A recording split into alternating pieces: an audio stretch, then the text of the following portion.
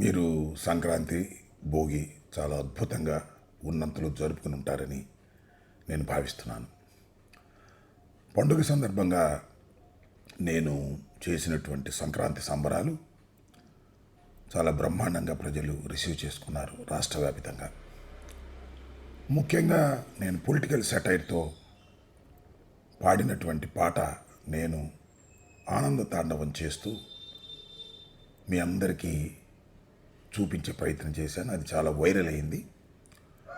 సరే, దీని మీద నేను చాలా స్పష్టమైనటువంటి వీడియో చేద్దామని అనుకున్నాను, కానీ వైరల్ ఫీవర్తో బాధపడుతున్నాను. నిజానికి నేను భోగి రోజు ముందు రోజు కూడా వైరల్ ఫీవర్తోనే ఉన్నాను. ఇప్పుడు మరింతగా పెరిగింది కాబట్టి పూర్తి వీడియోని మీకు నేను అందించలేకపోతున్నాను.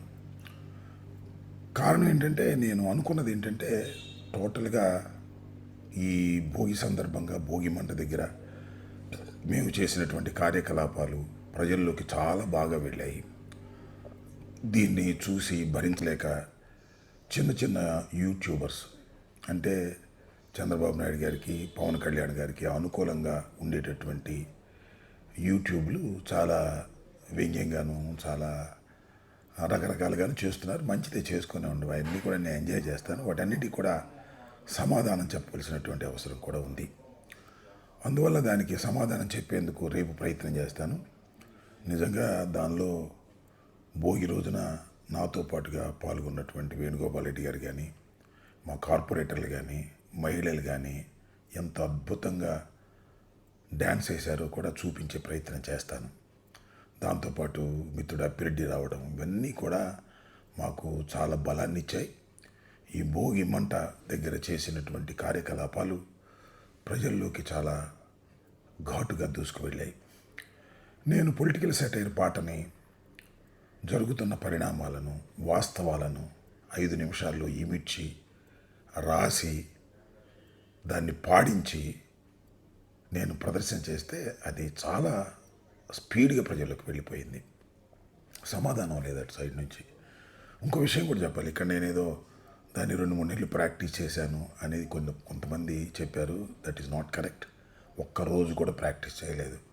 స్పాంటేనియస్గానే నేను నాకు వచ్చిన స్టెప్పులు వేశాను. ఇది గమనించాలి.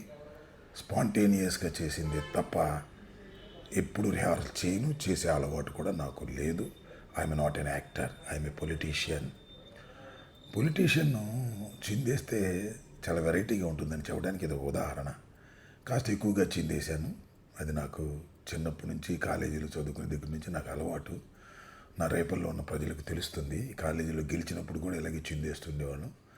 సో నేను చెప్పదలుచుకుంది ఏంటంటే, టోటల్గా రేపు నా గొంతు బాగుపడిన తర్వాత, నా వైరల్ ఫీవర్ తగ్గిన తర్వాత సోషల్ మీడియాలో వస్తున్నటువంటి వ్యంగ్యాలకి అసలు వాస్తవంగా ఎందుకు నేను ఈ రకంగా నృత్యం చేయవలసి వచ్చిందనే దాని మీద చాలా సంక్షిప్తంగా మీకు అందించేటటువంటి ప్రయత్నం చేస్తాను.